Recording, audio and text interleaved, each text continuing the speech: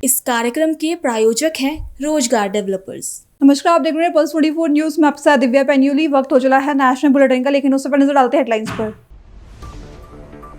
लोकसभा में नेता प्रतिपक्ष राहुल गांधी के खिलाफ सत्ता पक्ष का बार बीजेपी सांसद निशिकांत दुबे ने एलओपी के खिलाफ पेश किया सब्सटेंसिव मोशन। दिल्ली में नेता प्रतिपक्ष राहुल गांधी की मेंबरशिप कैंसिल करने की मांग पर बोले कांग्रेस सांसद प्रमोद तिवारी, बीजेपी सरकार पर साधा कांग्रेस सांसद निशाना। दिल्ली में केंद्रीय मंत्री गिरिराज सिंह का राहुल गांधी पर निशाना, कहा विपक्ष के पास कोई मुद्दा नहीं। हुगली के हावेरी में होगा एक ऐतिहासिक कार्यक्रम, कांग्रेस सरकार के 1000 दिन पूरे होने पर कार्यक्रम का किया जाएगा आयोजन। देहरादून में सिल्वर सिटी के पास एक युवक की गोली मारकर की हत्या, 3 अज्ञात हमलावरों ने हत्या की वारदात को दिया अंजाम। आइए अब देखते हैं खबरें विस्तार से।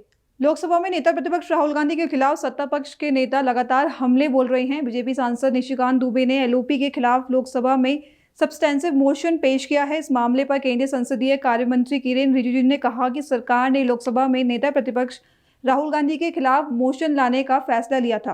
राहुल गांधी ने नियमों को तोड़ा और एक अनपब्लिश्ड किताब का गैर कानूनी तरीके से जिक्र किया। उन्होंने अपने बजट भाषण में भी कई बातें कही, देश बेच दिया और पीएम के लिए गलत शब्द का उपयोग किया। कई ऐसे मुद्दे हैं जिन पर उन्हें नोटिस देना चाहते हैं। उन्होंने कहा कि सब्सटेंसिव मोशन के मंजूर होने के बाद हम स्पीकर से बात करने के बाद तय करेंगे कि हम इसे प्रिविलेज कमेटी या एथिक्स कमेटी भेज सकते हैं या सीधे हाउस में चर्चा के लिए ला सकते हैं। यह तय किया जाएगा। पहले तो सरकार ने तय किया था कि एक मोशन मूव करेंगे और राहुल गांधी ने जो नियम तोड़कर और इलीगल तरीके से जो किताब पब्लिश ही नहीं हुआ उसका जिक्र करना और साथ में कई चीजों का बजट स्पीच में भी बोला है उन्होंने, जो देश बेच दिया और अनाप शनाप बातें की, प्रधानमंत्री जी के बारे में बहुत गलत शब्दों का इस्तेमाल किया। कई मुद्दे हैं जिस पे हम उसको एक नोटिस देना चाहते थे। हमारे प्राइवेट मेंबर निशिकांत दुबे ने एक सब्सटेंटिव मोशन लाया है, तो इसलिए मैंने कहा कि सरकार जो मोशन लाना था उसका हम अभी ड्रॉप किया है। तो एक प्राइवेट मेंबर ने मोशन लाया है, तो कोई भी मेंबर ऑफ पार्लियामेंट मोशन ला सकते हैं। तो एक सब्सटेंटिव मोशन लाया है, तो हमने सोचा कि इसको एडमिट होने के बाद हम तय करेंगे स्पीकर साहब से बात करके कि प्रिविलेज कमेटी में या इसको एक एथिक्स कमेटी में या सदन में सीधा हम इसको ला सकते हैं चर्चा के लिए भी। तो वो देखेंगे, अभी कोई तय नहीं हुआ। दिल्ली में बीजेपी सांसद निशिकांत दुबे की लोकसभा नेता प्रतिपक्ष राहुल गांधी की मेंबरशिप कैंसिल करने की मांग पर कांग्रेस सांसद प्रमोद तिवारी ने कहा कि जो लोग संसदीय प्रक्रिया के बारे में जानते हैं वे इस पर सिर्फ हंस सकते हैं। हंगामा करने की कोशिश की जा रही है। ये सिर्फ आयरन मैन राहुल गांधी के खिलाफ हो रहा है। जानकार हैं संसदीय विधा के, वो सिर्फ इस पे हंस सकते हैं। अपने रणछोड़ दास को बचाने के लिए जो राष्ट्रपति के अभिभाषण में आ न सके, जग हंसाई हो रही है। एक डपोर पंथी का प्रयास हो रहा है और किसके खिलाफ हो रहा है? उस लौह पुरुष के खिलाफ, राहुल गांधी के खिलाफ। ले चुके हो एक बार सदस्यता, पर क्या उसे डरा पाए, क्या उसे रोक पाए? वो जो जनता की आवाज, किसान की आवाज, दुनिया की कोई ताकत नहीं है। भाजपा जितने जन्म ले ले, राहुल गांधी को न डरा सकती, न धमका सकती है, न जनहित के मुद्दे उठाने से रोक सकती। लेकिन राहुल गांधी ने जो कहा, चाहे कितना भी कोशिश कर ले सरकार, वो किसानों की आवाज उठाते रहे। दिल्ली में केंद्रीय मंत्री गिरिराज सिंह ने लोकसभा नेता प्रतिपक्ष राहुल गांधी के बयान पर पलटवार किया। उन्होंने कहा कि विपक्ष के पास कोई मुद्दा नहीं है। अब नरवाणे विषय खत्म हुआ तो सदन को परेशान करने के लिए निशिकांत दुबे, गिरिराज सिंह, हरदीप पुरी ऐसे विषय उठाते रहेंगे। किसानों के हित की बात ये क्या कहेंगे? केवल भ्रम फैलाना राहुल गांधी की आदत है। पहला फेज ये समाप्त हुआ है और जिस तरह के मुद्दे विपक्ष उठा रहा है, हरदीप पुरी के इस्तीफे की मांग कर रहा है, क्या कहना है आपका? देखिए, विपक्ष के पास कोई मुद्दा नहीं है। मैं आपसे पूछूं कि ये राहुल गांधी अब नरवाने की बात नहीं करते क्योंकि उनको लग गया कि मैंने गलत की। पहले उन्होंने कभी याद होगा कि राफेल की बात की थी। हर बार अपनी गलतियों को स्वीकारते हैं और गलतियों की सुधार नहीं पाते हैं, फिर कोई नई गलती करते हैं। अब नरवाने खत्म हुआ, हाउस को डिस्टर्ब करना है तो हरदीप पुरी, गिरिराज सिंह, रामराज सिंह, निशिकांत दुबे ऐसे प्रश्न उठाते रहेंगे। झूठ बोलना, एग्रीकल्चर किसानों की हित की बात ये क्या करेंगे? केवल भ्रम फैलाना। पता नहीं इस आदमी को क्या हो गया है, भ्रम फैलाना, माफी मांगना, भ्रम फैलाना, माफी मांगना, यही राहुल गांधी का फितरत रहा। लेकिन राहुल गांधी कह रहे हैं कि चाहे उनकी सदस्यता चली जाए, उनके चुनाव लड़ने पर प्रतिबंध हो जाए, लेकिन वो किसानों की बात करना नहीं छोड़ेंगे। अरे क्या किसान की बात नहीं छोड़ेंगे? मैं तो पहले कह चुका, जिसको किसानी का औबोसो नहीं मालूम, जो बता दे, कोई एक चीज बता दे किसानी क्या होता है और कौन खेत क्या होता है, ऐसा आदमी क्या बोलेगा? जिस आदमी को देश की दशा और दिशा नहीं मालूम, ज्योग्राफी नहीं मालूम, किसान किसान किसान चिल्लाने से किसान होता है? किसान की पीड़ा देखा है कभी कि बिहार गए और खेत में कूद गए सॉक्स मौजा पहने हुए, ये किसानी होता है? मजाक कर रहे हैं। कर्नाटक में मंत्रियों और विधायकों के आगे की पढ़ाई के लिए विदेश यात्रा पर जाने का मुद्दे को लेकर घमासान छिड़ा हुआ है। इसी को लेकर हुबली में एमएलए एनएच कोनारेड्डी ने कहा कि उन्होंने अपने निजी काम की वजह से विदेश यात्रा कैंसिल कर दी है। साथ ही उन्होंने कहा कि वे अपने पैसों से विदेश यात्रा पर जाने का फैसला किया है और सीएम और डीसीएम समेत कांग्रेस पार्टी एकजुट है। हमारे बीच में कोई गुट नहीं है। ನೀವು ಯಾರ ಟೀಮ್ ಜೊತೆ ಹೊಂಟ್ರಿ? ಕರ್ನಾಟಕ ರಾಜ್ಯದಲ್ಲಿ ಮಂತ್ರಿಗಳು, ಮುಖ್ಯಮಂತ್ರಿಗಳು, ಶಾಸಕರು ಅಧ್ಯಯನಕ್ಕಾಗಿ ವಿದೇಶ ಪ್ರವಾಸ ಹೋಗ್ತಕ್ಕಂಥದ್ದು, ವಿದೇಶ ಮತ್ತು ರಾಜ್ಯಗಳಿಗೆ ಹೋಗ್ತಕ್ಕಂಥದ್ದು ಪರಿಪಾಠ. ಆದರೆ ಇವತ್ತಿನ ಟೂರ್ ಬಗ್ಗೆ ಭಾಳ ಚರ್ಚೆ ನಡೀತಾ ಇದೆ. ಮೊನ್ನೆ ವಿಧಾನಸಭೆ ಅಧಿವೇಶನ ನಡೆದಂಥ ಸಂದರ್ಭದಲ್ಲಿ ಒಂದು 25-30 ಜನ ಶಾಸಕರು ಸೇರಿದ್ವಿ. ನಾವು ಲಾಂಜ್ನಾಗ ಊಟ ಮಾಡೋ ಹೊತ್ನಾಗ ವಿದೇಶಕ್ಕೆ ಹೋಗೋಣ ಅಂತ ಚರ್ಚೆ ಆಯಿತು. ಹೋಗ್ಬೇಕು ಅಂತ ಚರ್ಚೆ ಮಾಡಿದ್ವಿ. ಚರ್ಚೆ ಮಾಡಿದಾಗ ಅದ ದೊಡ್ಡ ಸುದ್ದಿ ಆಗೈತು. ಅದಕ್ಕೆ ನಾವೆಲ್ಲ ಅಭಿವೃದ್ಧಿ ಕೆಲಸಗಳು ಅವು ಇವು ಅದಾವ ಅಂತ ಹೇಳಿ ನಾನು ವೈಯಕ್ತಿಕ ಇದರಿಂದ ನಾನು ಹೋಗೋದು ಕ್ಯಾನ್ಸಲ್ ಮಾಡೀನಿ. ಪಶುಸಂಗೋಪನಾ ಇಲಾಖೆಯ ಕೆಲವು ವ್ಯವಸ್ಥೆ ಅಲ್ಲಿ ಬೇರೆ ಬೇರೆ ರೀತಿಯಾಗಿದೆ, ಅದನ್ನು ಅಧ್ಯಯನ ಮಾಡೋಣ ಅಂತ ಕೆಲವು ಜನ ಹೇಳಿದರು. ಆಯಿತು ಅಂತ ಒಬ್ಬನದ್ದು ಅಷ್ಟೇ. ಅದು ಇಷ್ಟು ಸುದ್ದಿ ಆಗತ್ತಂತ ನನಗೆ ಗೊತ್ತಿರಲಿಲ್ಲ. ಈಗ ಹೋಗೋದಕ್ಕೆ ಭಾಳ ಈಗ ಬಣ ಈಗ ಸದ್ಯ ಹೋಗೋದು ಏನಂದ್ರೆ ಅಷ್ಟು ಭಾಳ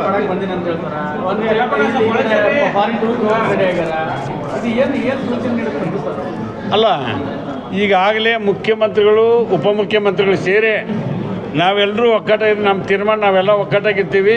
ನೀವು ಯಾವ ಶಾಸಕರು ಮಾತನಾಡಬಾರ್ದು ಅಂತ ನಮ್ಗೆ ಹೇಳ್ಯಾರ ಹೈಕಮಾಂಡ್ ಕೂಡ. ಮತ್ತು ನಮ್ಮನ್ನೇನು ಕೇಳಿದ್ರೆ ನಾವೇನು ಉತ್ತರ ಹೇಳ್ಬೇಕೀಗ?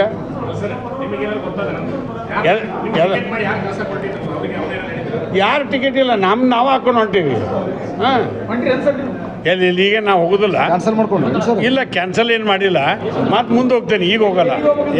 ಯಾರು ಕೊಡುವಾರ ಮುಂದೆ ಯಾವ ಟೀಮ್ ಹೋಗೋರು ಅಂತ? ನಾ ಕಾಂಗ್ರೆಸ್ ಟೀಮ್ ಕೂಡ ಅಲ್ರಿ, ಯಾವ ದೇಶಕ್ಕೆ ಹೋಗೋರು ಮತ್ತೊಮ್ಮೆ ವಿಚಾರ ಮಾಡ್ತೀವಿ. ಎಲ್ಲ ಮೇಲೆಗಳು ಕೂತ್ಕೊಂಡು ಚರ್ಚೆ ಮಾಡಿ ಮಂದಿ ಹೋಗೋ ಪ್ಲಾನ್ ಮಾಡಿದ್ರು. 138 ಜನ ಸರ್. ಈಗ ಟೀಮ್ ಆಗ್ಯಾವಂತಲ್ಲಿ ನಿಮ್ಮಲ್ಲಿ ಏನೋ ಒಂದು ಸಿದ್ದರಾಮಯ್ಯ ಟೀಮು, DKC ಟೀಮು, ಏನು ಸರ್ ಅದು? ನಮ್ಮಲ್ಲಿ ಟೀಮ್ ಇಲ್ಲ, ಕಾಂಗ್ರೆಸ್ ಬಣ ಒಂದೇ ಇರೋದು. ಈಗ 2 ಬಣ ಆಗ್ಯಾವ, ಒಂದು DKC ಬಣ, ಸಿದ್ದರಾಮಯ್ಯ ಬಣ. ನೀವು ಸೃಷ್ಟಿ ಮಾಡತ್ತೀರ ಅದನ್ನು. ಈಗ ನಾವು ಬಂದಾಗ ಸರ್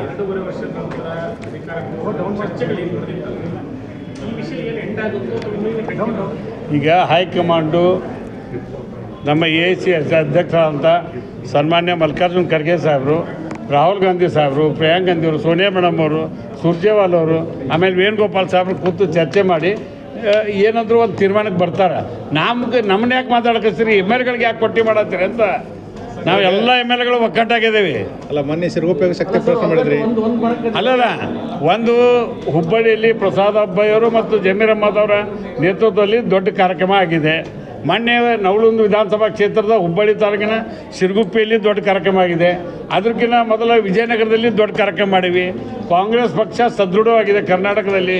ಯಾರು ಬಿ ಜೆ ಪಿಯವರು ಏನೋ ಮಾತಾಡಲಿ ಅವ್ರು ಹಂಗೆ ಹೇಳ್ತಾರೆ, ನೀವು ಹಂಗೆ ಮಾಡಿದ್ರಿ ಹಿಂಗೆ ಮಾಡಿದ್ರಿ. ಅವ್ರು ಏನು ಮಾಡಿದವ್ರ ಕಡೆಯಿಂದ ಏನು ಮಾಡಿ ಅದು ನಾವೇ ಕೇಳ್ಸ್ಕೋಬೇಕು. ನಾವು ಅಭಿವೃದ್ಧಿ ಮಾಡಿ ಎಲ್ಲ ಸಮಾವೇಶ ಮಾಡಿದ್ರೆ ಆದ್ರೆ ಡಿ ಕೆ ಶಿವಕುಮಾರ್ ಬರ್ತಾ ಇಲ್ಲ ಅಂತ ಹೇಳೋಕು. ಡಿ ಕೆ ಶಿವಕುಮಾರ್ ಸಾಹೇಬರು ನಮ್ಮ ಕಾರ್ಯಕ್ರಮಕ್ಕೆ ಅವ್ರ ಇಲಾಖೆದ ಅವರೇ ಅದನ್ನೆಲ್ಲ ಸೂಚನೆ ಕೊಟ್ಟಿದ್ದು. ಅವತ್ತು ವೇಣುಗೋಪಾಲ್ ಸಾಹೇಬರು ಕೇಳಕ್ಕೆ ನೀವು ಅರ್ಜೆಂಟ್ ಬರಬೇಕು ಅಂತ ಸೂಚನೆ ಬಂದಿದ್ದಕ್ಕೆ ನಾನು ಕೂಡ ಅವ್ರು 2 ಬಾರಿ ದೂರವಾಣಿ ಮೂಲಕ ಮಾತಾಡಿ ಅನಿವಾರ್ಯವಾಗಿ ಅಲ್ಲಿ ಹೋಗೋದು ಬಂತು. ಮಾನ್ಯ ಮುಖ್ಯಮಂತ್ರಿಗಳು ಕೂಡ ಹೋಗ್ಬೇಕಿತ್ತು. ಈ ಸರಿ ಇಬ್ಬರು ಹೋದ್ರೆ ಮತ್ತು ನನ್ನ ಗತಿ ಏನಂತಂದೆ ಅವಾಗ ಒಬ್ಬರು ಹೋಗಿ ಒಬ್ಬರು ಉಳಿದದ್ದು ಅಷ್ಟೇ. ಅದಕ್ಕೇನು ಅರ್ಥ ಬೇರೆ ಕಲ್ಪಿಸ್ಬೇಕಾದದ್ದು ಅವಶ್ಯಕತೆ ಇಲ್ಲ. ಸರಿ ಸರ್, ಈಗೇನು ಫಾರಿನ್ ಟೂರ್ ಕ್ಯಾನ್ಸಲ್ ಆಗಿದೆ ಸರ್? ಯಾರು ನಂದು ಕ್ಯಾನ್ಸಲ್ ಆಗಿದೆ, ಉಳ್ಕಿದವ್ರು ನನಗೆ ಗೊತ್ತಿಲ್ಲ. ಅಲ್ಲ ಗ್ರೂಪ್ ಟಿಕೆಟ್ ಮಾಡಿಸಿದ್ರಂತಲ್ಲ ಸರ್? ಯಾರ್ದು ಗ್ರೂಪ್ ಟಿಕೆಟ್ ಮಾಡಿಸಿದ್ರಂತಲ್ಲ? ವಾಟ್ಸಪ್ ಗ್ರೂಪ್ ಏನಾರು ಮಾಡಿದ್ರೇನು ಸರ್? ಹಿಂಗೆಲ್ಲ ಭಾಳ ಪ್ರಶ್ನೆ ಕೇಳಕತ್ತೀರಿ, ಉತ್ತರ ಹೇಳೋದು ಭಾಳ ಕಟ್ಟಿದೈತಿ. ನಾವು ಜಾಸ್ತಿ ಕೇಳಕ್ಕೆ ಹೋಗ್ಬೇಡ್ರಿ. ನಾವೆಲ್ಲರೂ ಒಕ್ಕಟ್ಟಾಗಿದ್ದೀವಿ, ಸರ್ಕಾರ ಸಮರ್ಥವಾಗಿ ಬರ್ತೀವಿ. 2028ಕ್ಕೂ ನಾವು ಬರ್ತೀವಿ. ಮತ್ತೆ ಬರ್ದಿಟ್ಕೋರಿ. ಇವತ್ತು ಕೋನ್ ರೆಡ್ಡಿ ಅವ್ರು ಏನು ಹೇಳ್ತಾರೆ ಅದ ಕರೆ. हुबली के हावेरी में एक ऐतिहासिक कार्यक्रम हो रहा है जहां कांग्रेस सरकार के 1000 दिन पूरे होने पर 1 लाख से ज़्यादा लोगों को जमीन के टाइटल दिए जाएंगे। कांग्रेस नेता सलीम अहमद ने कहा कि ये रेवेन्यू डिपार्टमेंट का दूसरा बड़ा कार्यक्रम है और यह राज्य सरकार की छठी गारंटी है। उन्होंने कहा कि राज्य सरकार वादे के मुताबिक काम कर रही है और लोगों को उनके अधिकार दिला रही है। सलीम अहमद ने यह भी कहा कि ये विदेश नहीं जाएंगे क्योंकि उनके पास बहुत काम है। उन्होंने कहा कि अगर राज्य के मंत्री और एमएलए विदेश जाते हैं तो यह उनका पर्सनल ट्रिप होगा। सीएम सिद्धरामಯ್ಯ ने यह भी साफ कर दिया है कि इस समय ट्रैवल की कोई गुंजाइश नहीं है। ನಮ್ಮ ಸರ್ಕಾರದ್ದು ನಾವು ಹಾವೇರಿಯಲ್ಲಿ ಹಮ್ಮಿಕೊಂಡಿದ್ದೀವಿ.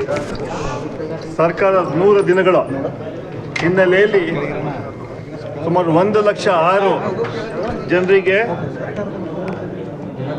ಪತ್ರವನ್ನು ಕೊಡುವಂತಹ, ಮಾಲೀಕತ್ವದ ಪತ್ರ ಕೊಡುವಂತಹ ದೊಡ್ಡ ಕಾರ್ಯಕ್ರಮ ಹಮ್ಮಿಕೊಂಡಿದ್ದೀವಿ. ಇದು 2ನೇ ಕಾರ್ಯಕ್ರಮ. ಕಂದಾಯ ಇಲಾಖೆಯಿಂದ ಮೊದಲನೇ ಕಾರ್ಯಕ್ರಮ ಹಾಸ್ಪಿಟಲ್ ಆಗಿತ್ತು. ಅಲ್ಲಿ ಸುಮಾರು 1,11,000 ಪಟ್ಟಗಳನ್ನು ಬಡವರು ಕೊಟ್ಟಿದ್ವಿ.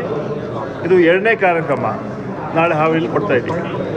5 ಗ್ಯಾರಂಟಿಗಳನ್ನು ನಾವು ಆಗಲೇ ಜನರಿಗೆ ಕೊಡ್ತಾ ಇದ್ದೀವಿ. ಇದು 6ನೇ ಗ್ಯಾರಂಟಿ. ನುಡಿದಂತೆ ನಡೆದ ಸರ್ಕಾರ ಕಾಂಗ್ರೆಸ್ ಪಕ್ಷ ಸರ್ಕಾರ. ಕಾರ್ಯಕ್ರಮದೆಲ್ಲ ಆಗಿದೆ ಸರ್. ಸರ್ವರಿಗೂ ಸಮಪಾಲು, ಸರ್ವರಿಗೂ ಸಮಪಾಲು ನಮ್ಮ ಸಂಕಲ್ಪ. ಹಿನ್ನೆಲೆಯಲ್ಲಿ ನಮ್ಮ ಸರ್ಕಾರ ನುಡಿದಂತೆ ನಡೆದಿದ್ದೀವಿ. 5 ಗ್ಯಾರಂಟಿ ಬಿಟ್ಟು 6ನೇ ಗ್ಯಾರಂಟಿಯಾಗಿ ಇವತ್ತು ಬಡವರಿಗೆ ಪಟ್ಟ ಕೊಡುವಂತಹ ದೊಡ್ಡ ಒಂದು ಕಾರ್ಯಕ್ರಮ ಹಮ್ಮಿಕೊಂಡಿದ್ದೀವಿ. ನಾನು ಯಾಕೆ ಈ ಮಾತು ಹೇಳ್ತಾ ಇದ್ದೀನಿ ಹೇಳಿದ್ರೆ, ನಮ್ಮ ಸರ್ಕಾರ ಬಂದು ಸುಮಾರು ಇವತ್ತಿಗೆ 1000 ದಿನ ಕಳೆದಿದೆ. ಆ ಹಿನ್ನೆಲೆಯಲ್ಲಿ ನಾಳೆ ಆ ಕಾರ್ಯಕ್ರಮ ಹಮ್ಮಿಕೊಂಡಿದ್ದೀವಿ. ಅದೊಂದು ಐತಿಹಾಸಿಕ ಕಾರ್ಯಕ್ರಮ. ಸರ್, ತಾವು ಏನು ಹೊರದೇಶಕ್ಕೆ ಹೋಗ್ತಿದ್ರಿ ಸರ್? ಏನೋ MLA ಹೊರದೇಶಕ್ಕೆ ಒಂದು ಪಟ್ಟಿ ಮಾಡ್ಕೊಂಡಿದ್ದಾರೆ, ಗ್ರೂಪ್ ಮಾಡ್ಕೊಂಡಿದ್ದಾರೆ, ಬಣಗಳು ಹೋಗ್ತಿದ್ದಾವೆ. ಯಾವ ಹೊರದೇಶಕ್ಕೆ ಹೋಗಲ್ಲ, ಇಲ್ಲೇ ಸಾಕಷ್ಟು ಕೆಲಸ ಇರೋದ್ರಿಂದ ಇಲ್ಲೇ ಇದ್ದೀವಿ ನಾವು. ನಂಗೆ ಗೊತ್ತಿಲ್ಲ, ಪತ್ರಿಕೆಯಲ್ಲಿ ನಾನು ಕೂಡ ಓದಿದೆ. ಯಾರಾದರೂ ಹೋದರೆ ಅದು ವೈಯಕ್ತಿಕವಾಗಿ ಹೋಗ್ತಾರೆ ಹೊರತು ಯಾವುದೇ ಒಂದು, ಯಾಕಂದರೆ ವೆಂಕಟೇಶ್ ಅವರು ಮಿನಿಸ್ಟರ್ ಹೋಗ್ತಾರೆ, ಅವ್ರ ಜೊತೆ ಕೆಲವು ಶಾಸಕರು ಹೋಗ್ತೀನಿ ಅಂತ ಹೇಳಿದ್ದಾರೆ. ಅದು ಎಲ್ಲ ಈಗಾಗಲೇ ಮುಖ್ಯಮಂತ್ರಿ ಕೂಡ ಹೇಳಿದ್ದಾರೆ. ಎಲ್ಲ ವೈಯಕ್ತಿಕ ಸ್ವಂತ ಖರ್ಚಲ್ಲಿ ಹೋಗ್ತಾ ಇದ್ದಾರೆ. ಅದರಲ್ಲಿ ಏನು ತಪ್ಪೇ ಇಲ್ಲ. ನೋಡಿ, ಸದ್ಯಕ್ಕೆ ನಾವು ನಾಳೆ ಕಾರ್ಯಕ್ರಮ ಬ್ಯುಸಿ ಆಗಿದ್ದೀವಿ. ಅದಾದಮೇಲೆ ಈಗಾಗಲೇ ಮುಖ್ಯಮಂತ್ರಿ ಬಜೆಟ್ ಚರ್ಚೆ ನಡೀತಾ ಇದೆ, ಬಜೆಟ್ಗೆ ತಯಾರಿ ನಡೀತಾ ಇದೆ. ನಮ್ಮ ಮುಂದೆ ಇರೋದು ಬಜೆಟ್ ಇದೆ. ಅದಾದಮೇಲೆ ಬಜೆಟ್ ಆದಮೇಲೆ ಏನು ತೀರ್ಮಾನ ಆಗುತ್ತೆ ಪಕ್ಷ ವರಿಷ್ಠರು ತೀರ್ಮಾನ ತಗೊಳ್ತಾರೆ. ಬಜೆಟ್ ಮುಗಿದ ಮೇಲೆ ನಾಯಕತ್ವ ಬದಲಾವಣೆ ಆಗುತ್ತೆ ಸರ್? ಬಜೆಟ್ ಮುಗಿದ ಮೇಲೆ ಕ್ಯಾಬಿನೆಟ್ ಎಕ್ಸ್ಪ್ಯಾನ್ಷನ್ ಆಗುತ್ತೆ, ಅಷ್ಟೊಂದು ಹೇಳಬಲ್ಲೆ. ಲೋಕಸಭೆಯಲ್ಲಿ ಸರಿಯಾಗಿ ಉತ್ತರ ಕೊಡ್ತಾರೆ ಅಧಿವೇಶನದಲ್ಲಿ ವಿರೋಧ ಪಕ್ಷದ ನಾಯಕರಿಗೆ. ಸನ್ಮಾನ್ಯ ರಾಹುಲ್ ಗಾಂಧಿಯವರು ಒಬ್ಬ ವಿರೋಧ ಪಕ್ಷದ ನಾಯಕರಿಗೆ ಕೂಡ ಈಗಾಗಲೇ ತಮ್ಗೆ ಗೊತ್ತಿದೆ, ಸ್ಪೀಕರ್ ಯಾವ ರೀತಿ ಅವರಲ್ಲಿ ಬಿಹೇವ್ ಮಾಡಿದ್ರು, ಮಾತಾಡೋಕ್ಕೆ ಅವಕಾಶ ಕೊಡಲಿಲ್ಲ ಓಂ ಬಿರ್ಲಾ ಅವರು. ಅದಕ್ಕೆ ಅವರ ವಿರುದ್ಧ ಅವಿಶ್ವಾಸ ನಿರ್ಣಯ ಮಂಡಿಸಿದ್ದಾರೆ. ಒಬ್ಬ ವಿರೋಧ ಪಕ್ಷದ ನಾಯಕರು 130 ವರ್ಷ 38 ವರ್ಷಗಳ ಇತಿಹಾಸ ಇರೋದು ಕಾಂಗ್ರೆಸ್ ಪಕ್ಷದ ಒಬ್ಬ ವಿರೋಧ ಪಕ್ಷ ನಾಯಕನಿಗೆ ಮಾತಾಡೋಕ್ಕೆ ಅವಕಾಶ ಸಿಗಲ್ಲ ಅಂತ ಹೇಳಿದ್ರೆ ಅದೊಂದು ದುರಂತ, ದುರ್ದೈವ. ಈಗಾಗಲೇ ನಾನು ಹೇಳಿದೆ, ಅಮಿತ್ ಶಾ, ನರೇಂದ್ರ ಮೋದಿಯವರ ಕೈಗೊಂಡು BJP ನಮ್ಮ ಸ್ಪೀಕರ್ ಓಂ ಬಿರ್ಲಾ ವರ್ತನೆ ಮಾಡ್ತಾ ಇದ್ದಾರೆ. ಅವರು ಪಕ್ಷಾತೀತವಾಗಿರಬೇಕು, ಚರ್ಚೆಗೆ ಅವಕಾಶ ಮಾಡಿಕೊಡ್ಬೇಕು. ಅದನ್ನು ಬಿಟ್ಟು ನಮ್ಮ 7-8 ಸಂಸದರನ್ನು ಆಚೆ ಹಾಕಿದ್ದಾರೆ. ಇದು ನಿಜವಾಗ್ಲೂ ಪ್ರಭಾವಿ ವ್ಯವಸ್ಥೆಗೆ ಒಂದು ದೊಡ್ಡ ಮಾರ್ಗ. ಆ ಹಿನ್ನೆಲೆಯಲ್ಲಿ ನಿನ್ನೆ ಕೂಡ ಅವ್ರ ಮೇಲೆ ನೋ ಕಾನ್ಫಿಡೆನ್ಸ್ ಮೋಷನ್ ಆದಮೇಲೆ ಬೇರೆಯವ್ರು ಕೂತಿದ್ದಾರೆ, ಅಲ್ಲಿ ಮಾತಾಡೋಂಥ ಅವಕಾಶ ಸಿಕ್ತು. ಚರ್ಚೆ ಆಗಲಿ, ಒಟ್ಟಾರೆ ಉತ್ತರ ಸರ್ಕಾರ ಕೊಡ್ಬೋದು, ಆದರೆ ಮಾತಾಡೋಕ್ಕೆ ಅವಕಾಶ ಕೊಡಲ್ಲ ಅಂತ ಹೇಳಿದ್ರೆ ನಿಜವಾಗ್ಲೂ ಅದೊಂದು ದುರ್ದೈವ ಅಂತ ಹೇಳಲು ಬಯಸ್ತಾ ಇದ್ದೀನಿ. Okay, thank you sir. Haveri में हुए लैंड गारंटी डेडिकेशन कॉन्फ्रेंस में 1.6 लाख लोगों को मालिकाना हक दिया जा रहा है। रेवेन्यू मिनिस्टर कृष्ण भैरेगौड़ा ने कहा कि यह सरकार में 1000 से किए जाने कामों का हिसाब देने का प्रोग्राम नहीं है, ना ताकत दिखाने का है। उन्होंने बताया कि पिछले 6 सालों में 1.10 लाख लोगों को मालिकाना हक दिया गया है और अब तक कुल 2.20 लाख लोगों को मालिकाना हक दिया जा चुका है। ನಮಸ್ಕಾರ. ನಾಳೆ ಹಾವೇರಿಯಲ್ಲಿ ಸರ್ಕಾರದ ವತಿಯಿಂದ ಸುಮಾರು 1,06,000 ಕುಟುಂಬಗಳಿಗೆ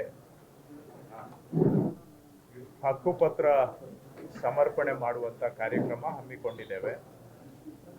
ಇದರಲ್ಲಿ ಮುಖ್ಯವಾಗಿ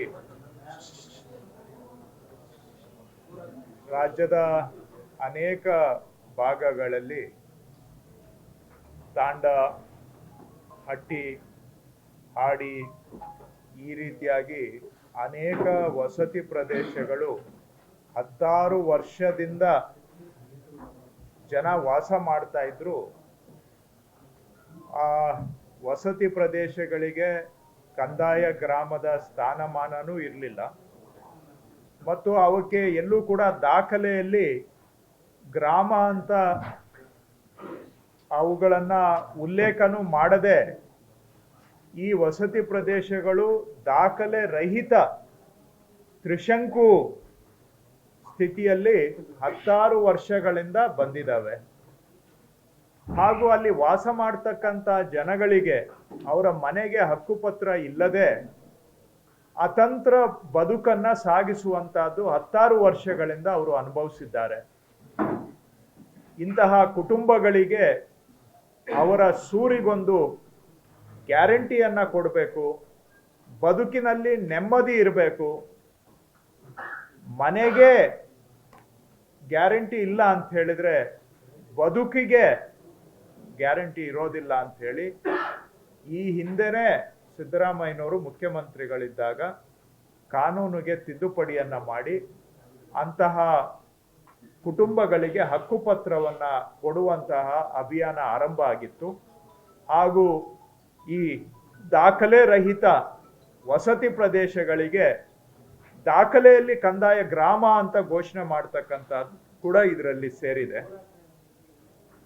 2016ರಲ್ಲಿ ಕಾನೂನು ಅವಕಾಶ ಆದರೂ ಕೂಡ 2023ರವರೆಗೆ ಕೇವಲ 1 ಲಕ್ಷ ಕುಟುಂಬಗಳಿಗೆ ಮಾತ್ರ 6 ವರ್ಷದಲ್ಲಿ ಹಕ್ಕುಪತ್ರಗಳನ್ನು ನೀಡಲಾಗಿತ್ತು. ನಮ್ಮ ಸರ್ಕಾರ ಬಂದ ಮೇಲೆ ಇದು ಸಮರ್ಪಕವಾಗಿ ಆಗಿಲ್ಲ.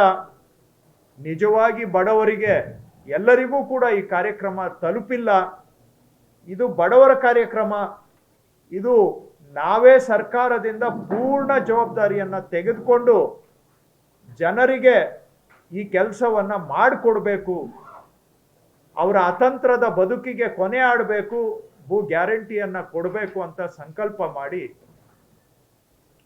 ಈ ಹಿಂದೆ ಆಗದೇ ಇದ್ದಂತಹ ಕೆಲಸವನ್ನ ಸರ್ಕಾರವೇ ಜವಾಬ್ದಾರಿ ತಗೊಂಡು ಇವತ್ತು ಸರ್ಕಾರನೇ ಜನಗಳ ಮನೆ ಬಾಗಿಲಿಗೆ ಹೋಗಿ ಹಿಂದೆಂದೂ ಆಗದೇ ಇದ್ದಂತಹ ಕೆಲಸವನ್ನ ಅವರ ಮನೆ ಬಾಗಿಲಿಗೆ ತಲುಪಿಸ್ತಾ ಇದ್ದೇವೆ. ನಾವು 6 ವರ್ಷದಲ್ಲಿ 1 ಲಕ್ಷ ಹಕ್ಕುಪತ್ರ ಕೊಟ್ಟಿದ್ರೆ ನಮ್ಮ ಸರ್ಕಾರ ಬಂದ 1000 ದಿನದಲ್ಲಿ ನಾವು 2,20,000 ಹಕ್ಕುಪತ್ರಗಳನ್ನ ಕೊಡ್ತಾ ಇದ್ದೇವೆ. ಅದರಲ್ಲಿ 1,10,000 ಹೋದ ವರ್ಷ ಹೊಸಪೇಟೆಯಲ್ಲಿ ಈಗಾಗಲೇ ನೀಡಲಾಗಿದೆ. ಇನ್ನ ಸುಮಾರು 1,06,000 ನಾವು ನಾಳೆಯ ಕಾರ್ಯಕ್ರಮದಲ್ಲಿ ಜನಗಳಿಗೆ ಸಮರ್ಪಣೆಯನ್ನ ಮಾಡ್ತಾ ಇದ್ದೇವೆ. ಒಟ್ಟು 6,500 ಈ ರೀತಿಯ ವಸತಿ ಪ್ರದೇಶಗಳು ರಾಜ್ಯದಲ್ಲಿ ದಾಖಲೆ ರಹಿತವಾಗಿ ಇದ್ದಂತಹದನ್ನ ನಾವು ಗುರುತಿಸಿದ್ದೇವೆ. 6 ವರ್ಷ ಹಿಂದೆ ಅವಧಿಯಲ್ಲಿ 1,557 ಕಂದಾಯ ಗ್ರಾಮಗಳನ್ನು ಘೋಷಣೆ ಮಾಡಿದ್ದಾರೆ. ಇನ್ನೂ ಬಾಕಿ ಇರತಕ್ಕಂತಹ ಸರಿಸುಮಾರು 5,000 ಇಂತಹ ವಸತಿ ಪ್ರದೇಶಗಳನ್ನು ಕಂದಾಯ ಗ್ರಾಮವನ್ನಾಗಿ ಘೋಷಣೆ ಮಾಡ್ತಕ್ಕಂಥ ಕೆಲಸ ನಮ್ಮ ಸರ್ಕಾರ ಮಾಡ್ತಾ ಇದೆ. ಇದರಲ್ಲಿ ನಾವು ಯಾರಿಂದೂ ಕೂಡ ಅರ್ಜಿಗೆ ಕಾಯದೆ ಜನ ಬಂದು ನಮ್ಮ ಕಚೇರಿಗೆ ಮನವಿ ಮಾಡೋದಕ್ಕೆ ಎದುರು ನೋಡದೆ ಜನಗಳನ್ನ ನಮ್ಮ ಕಚೇರಿಗೆ ಸುತ್ತಿಸದೆ ಅಲೆದಾಡಿಸದೆ ನಮ್ಮ ಇಲಾಖೆ ಅಧಿಕಾರಿಗಳು ಈ ಮನೆ ಬಾಗಿಲಿಗೆ ಹೋಗಿ ಅಲ್ಲಿ ಎಲ್ಲ ದಾಖಲೆಗಳನ್ನ ನಾವೇ ತಯಾರು ಮಾಡಿ ಅವರಿಗೆ ಸಮರ್ಪಣೆ ಮಾಡ್ತಕ್ಕಂಥ ಕೆಲಸ ಮಾಡ್ತಾ ಇದ್ದೇವೆ. ಇದೊಂದು ಉತ್ತಮ ಆಡಳಿತ ಮತ್ತು ಜನಪರ ಸುಧಾರಣೆಯ ಸಂಕೇತ ಅಂತ ನಾನು ಭಾವಿಸಿದ್ದೇನೆ. ನಮ್ಮ ಅಧಿಕಾರಿಗಳು ಬಹಳ ಶ್ರಮ ವಹಿಸಿ ಈ ಕೆಲಸವನ್ನ ರಾಜ್ಯಾದ್ಯಂತ ಮಾಡಿದ್ದರ ಪ್ರಯುಕ್ತ ನಾಳೆ ನಾವು ಸುಮಾರು 1,06,000 ಹಕ್ಕುಪತ್ರಗಳನ್ನು ಸಮರ್ಪಣೆ ಮಾಡಲಿಕ್ಕೆ ಸಾಧ್ಯ ಆಗ್ತಾ ಇದೆ. ನಮಗೆ ಸಂತೋಷ ಇದೆ. ಇದು ಜನಗಳ ಬದುಕಿನಲ್ಲಿ ನೆಮ್ಮದಿಯನ್ನ ತರ್ತಕ್ಕಂತಹ ಕಾರ್ಯಕ್ರಮ. ಅವರು ವಾಸ ಮಾಡ್ತಕ್ಕಂಥ ಮನೆಗೆ ಒಂದು ಗ್ಯಾರಂಟಿ ಇಲ್ಲ ಅಂತ ಹೇಳಿದ್ರೆ, ಅತಂತ್ರದಲ್ಲಿ ಬದುಕಬೇಕಾದ್ರೆ ಅವರ ಸ್ಥಿತಿಯನ್ನ ನಾವು ಊಹೆ ಮಾಡ್ಕೊಳ್ಬಹುದು ಅಷ್ಟೇ, ಅದನ್ನ ನಾವು ಯಾರು ಅರ್ಥ ಮಾಡ್ಕೊಳ್ಳಿಕ್ಕೆ ಆಗೋದಿಲ್ಲ. ಅಂತಹ ಅತಂತ್ರದಲ್ಲಿ ಬದುಕ್ತಾ ಇದ್ದಂತಹ ಲಕ್ಷಾಂತರ ಕುಟುಂಬಗಳಿಗೆ ನೆಮ್ಮದಿಯನ್ನ ನೀಡ್ತಕ್ಕಂತಹ ಭೂ ಗ್ಯಾರಂಟಿ ಹಕ್ಕುಪತ್ರವನ್ನ ನಾವು ವಿತರಣೆ ಮಾಡ್ತಾ ಇದ್ದೇವೆ. ಇದು ಜನಗಳಿಗೆ ಬದುಕಿಗೆ ಅನುಕೂಲ ಆಗುತ್ತೆ ಅಂತ ನಮಗಂತೂ ಈ ಕಾರ್ಯಕ್ರಮ ಸಮರ್ಪಣೆ ಮಾಡಲಿಕ್ಕೆ ಬಹಳ ಸಂತೋಷ ಆಗ್ತಾ ಇದೆ. ನಮ್ಮ ಅಧಿಕಾರಿಗಳ ಪರಿಶ್ರಮ ಇದಕ್ಕೆ ಕಾರಣ ಅನ್ನೋದನ್ನು ಈ ಸಂದರ್ಭದಲ್ಲಿ ನಾನು ಸ್ಪಷ್ಟವಾಗಿ ಹೇಳಬೇಕಾಗುತ್ತೆ. ಒಟ್ಟಾರೆ ಸರ್ಕಾರ 1000 ದಿನಗಳನ್ನು ಪೂರೈಸ್ತಾ ಇರ್ತಕ್ಕಂತಹ ಸಂದರ್ಭದಲ್ಲಿ ಈ 1,000 ದಿನಗಳನ್ನು ಪೂರೈಸ್ತಾ ಇರ್ತಕ್ಕಂಥದ್ದು 1 ಲಕ್ಷ ಹಕ್ಕುಪತ್ರಗಳನ್ನು ವಿತರಣೆ ಮಾಡ್ತಕ್ಕಂತಹ ಅದರ ಮುಖಾಂತರ ಬಹಳ ಅರ್ಥಪೂರ್ಣವಾಗಿ ಮತ್ತು ಬಹಳ ಸಮಂಜಸವಾಗಿ ಜನಪರ 1,000 ದಿನಗಳ ಜನಪರ ಸೇವೆಯ ಸಮರ್ಪಣೆಯ ಮುಖಾಂತರ ನಾವು ಈ ದಿನವನ್ನ ಗುರುತಿಸ್ತಾ ಇದ್ದೇವೆ. ಇದು ಸಂಭ್ರಮಾಚರಣೆ ಅಲ್ಲ, ಸೇವೆಯ ಸಮರ್ಪಣೆ. ಜನಗಳಿಗೆ ನಾವು ಮಾಡಿರೋ ಕೆಲಸ ಪ್ರಜಾಪ್ರಭುತ್ವದಲ್ಲಿ ಸಾರ್ವಜನಿಕವಾಗಿ ಸಮರ್ಪಣೆ ಮಾಡೋದ್ರ ಮುಖಾಂತರ ನಾವು ಮಾಡಿರೋ ಕೆಲಸಕ್ಕೆ ಜನಗಳಿಗೆ ಒಂದು ಲೆಕ್ಕ ಕೊಡ್ತಕ್ಕಂತಹ ಪ್ರಯತ್ನವೂ ಕೂಡ ಇದಾಗಿದೆ. ಹಾಗಾಗಿ ಅದೇ ಸಂದರ್ಭದಲ್ಲಿ ಮಾನ್ಯ ಸಿದ್ದರಾಮಯ್ಯನವರು ಕೂಡ ಕರ್ನಾಟಕದ ಇತಿಹಾಸದಲ್ಲಿ ಅತ್ಯಂತ ಸುದೀರ್ಘ ಅವಧಿಗೆ ಮುಖ್ಯಮಂತ್ರಿಗಳಾಗಿ ಕೆಲಸ ಮಾಡಿರುವಂತಹ ಒಂದು ದಾಖಲೆಯೂ ಕೂಡ ಆಗಿದೆ ರಾಜ್ಯದಲ್ಲಿ. ಇದು ಒಂದು ನಮಗೆ ಸುಸಂದರ್ಭ ಅಂತ ಭಾವಿಸಿದ್ದೇವೆ. ಒಟ್ಟಾರೆ 1000 ದಿನಗಳ ಈ ಸಾರ್ಥಕ ಸೇವೆ ಜನಗಳಿಗೆ ಸಮರ್ಪಣೆ ಮಾಡಲಿಕ್ಕೆ ಸರ್ಕಾರ ಬಹಳ ಸಂತೋಷದಿಂದ ನಾವು ಈ ಕಾರ್ಯಕ್ರಮವನ್ನು ಹಮ್ಮಿಕೊಂಡಿದ್ದೇವೆ. ಇದು ಜನಗಳ ಬದುಕಿಗೆ ಅನುಕೂಲ ಆಗಲಿ ಅಂತ ನಾನು ಆಶಿಸ್ತೇನೆ. ಎಲ್ಲರೂ ಬರ್ತಾರೆ. ಈಗ 5,000 ವಸತಿ ಪ್ರದೇಶಗಳಿಗೆ ಈಗ ತಮ್ಮ ಅವಧಿಯಲ್ಲಿ ಎಲ್ಲವನ್ನೂ ಕಂದಾಯ ಗ್ರಾಮ ಅಂತ ಘೋಷಣೆ ಮಾಡ್ತೀರಾ ಅಥವಾ ಏನಾದ್ರು ಟಾರ್ಗೆಟ್ ಇಟ್ಕೊಳ್ತೀರಾ? ಎಲ್ಲವನ್ನೂ ಮಾಡಿ ಮುಗಿಸ್ಬೇಕು ಅನ್ನೋದೇ ನಮ್ಮ ಧ್ಯೇಯ, ನಮ್ಮ ಗುರಿ. ಈಗ ಈ ಹಿಂದೆ 1557 ಆಗಿದೆ. ಅಂದ್ರೆ ನಮ್ಮ ಈ ಸರ್ಕಾರ ಬರೋದಕ್ಕೆ ಮೊದಲು ಹಿಂದೆ ಮಾನ್ಯ ಸಿದ್ದರಾಮಯ್ಯನವರು ಮುಖ್ಯಮಂತ್ರಿಗಳಾಗಿದ್ದಾಗಿಂದ ಆರಂಭ ಮಾಡಿ ತದನಂತರ ಬಂದಂತಹ ಸರ್ಕಾರಗಳು ಎಲ್ಲ ಸೇರಿ 6 ವರ್ಷದಲ್ಲಿ 1557 ಮಾಡಿದ್ದಾರೆ. ನಾವು ಈಗ ಸುಮಾರು ನಮ್ಮ ಈ 2.5 ವರ್ಷದಲ್ಲಿ ಡಿಸೆಂಬರ್ ವರೆಗೆ ನಾವು ಸುಮಾರು 3,000 ಗ್ರಾಮಗಳನ್ನ ಮಾಡಿದ್ದೇವೆ. ಇನ್ನೂ ಮಾಡಲಿಕ್ಕೆ ನಮ್ಮ ಹತ್ರ 1,300 ಬಾಕಿ ಇದೆ. ಅದನ್ನ ನಾವು ಮೇ ತಿಂಗಳ ಒಳಗಡೆ ಮುಗಿಸ್ಬೇಕು ಅನ್ನೋ ಗುರಿಯನ್ನ ಹಾಕೊಂಡಿದ್ವಿ. ಆದ್ರೆ ಕೇಂದ್ರ ಸರ್ಕಾರ ಜನಗಣತಿ ಸೆನ್ಸಸ್ ಅನ್ನ ಆರಂಭ ಮಾಡಿರೋದ್ರಿಂದ ಈ ಹೊಸದಾಗಿ ಕಂದಾಯ ಗ್ರಾಮಗಳನ್ನ ಘೋಷಣೆ ಮಾಡುವಂತ ಅದಕ್ಕೆ ಅವಕಾಶವನ್ನ ಸದ್ಯಕ್ಕೆ ನಿಲ್ಲಿಸಿದ್ದಾರೆ. ಆದ್ರಿಂದ ನಮ್ಗೆ ಬಾಕಿ ಇರ್ತಕ್ಕಂಥ ಇನ್ನೂ 1,300 ಅವುಗಳನ್ನ ಘೋಷಣೆ ಮಾಡಲಿಕ್ಕೆ ಸ್ವಲ್ಪ ಸದ್ಯಕ್ಕೆ ಆಗ್ತಾ ಇಲ್ಲ. ಆದರೆ ಯಾಕೆ ಅಂದರೆ ಸೆನ್ಸಸ್ಸು ಕಾರಣದಿಂದ ಕೇಂದ್ರ ಸರ್ಕಾರ ಯಾವುದೇ ಹೊಸ ಗ್ರಾಮ ಘೋಷಣೆ ಮಾಡಬಾರದು ಅಂತ ಸೂಚನೆ ಕೊಟ್ಟಿರೋದ್ರಿಂದ ಸದ್ಯಕ್ಕೆ ನೋಟಿಫಿಕೇಶನ್ ನಿಂತಿದೆ. ಸೊ ಮಾಡಬೇಕಾಗಿರೋದು ಇನ್ನೂ 1300ರಿಂದ 1400ರಷ್ಟು ಇನ್ನೂ ಪೈಪ್ಲೈನಲ್ಲಿ ಇದೆ, ಅಂದರೆ ಪ್ರಕ್ರಿಯೆಯಲ್ಲಿ ಇದೆ. ಅವುಗಳನ್ನು ಕೇಂದ್ರ ಸರ್ಕಾರ ಯಾವಾಗ ನಮಗೆ ಅವರ ಒಂದು ಸೂಚನೆಯನ್ನು ಹಿಂತೆಗೆದುಕೊಳ್ತಾರೆ ಕೂಡಲೇ ಅವುಗಳನ್ನು ಕೂಡ ಮಾಡ್ತೇವೆ. ಅವುಗಳನ್ನು ಮಾಡಿದರೆ ನಮ್ಮ ಪ್ರಕಾರ ಇನ್ನೂ 1,39,000 ಕುಟುಂಬಗಳಿಗೆ ಹಕ್ಕುಪತ್ರ ಕೊಡಲಿಕ್ಕೆ ಅವಕಾಶ ಆಗುತ್ತೆ. ಈಗ ಕೊಟ್ಟಿರೋದು ಬಿಟ್ಟು ಹಿಂದೆ 6 ವರ್ಷದಲ್ಲಿ 1 ಲಕ್ಷ, ಈಗ ನಮ್ಮದು.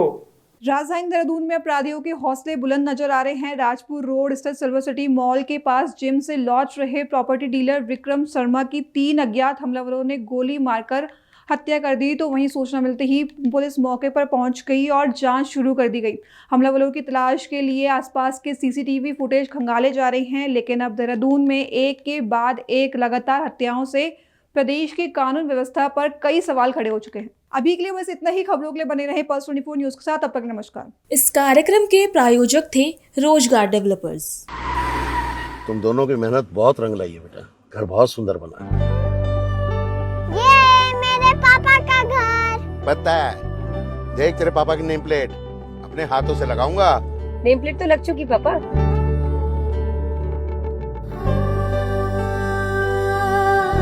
असल मेहनत तो आपने किया पापा, मुझे इस काबिल बनाने के लिए। वो जिंदगी भर किराए के मकान में रहे, लेकिन आज ये घर मेरा नहीं, ये है मेरे पापा का घर।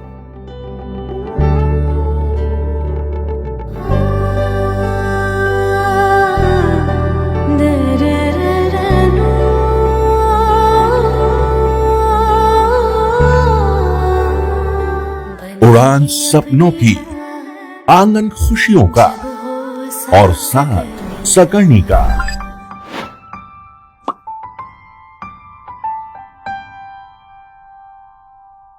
60 वर्षों से आपके साथ मनोरंजन और संस्कार का संगम, जाह्नवी मैगजीन।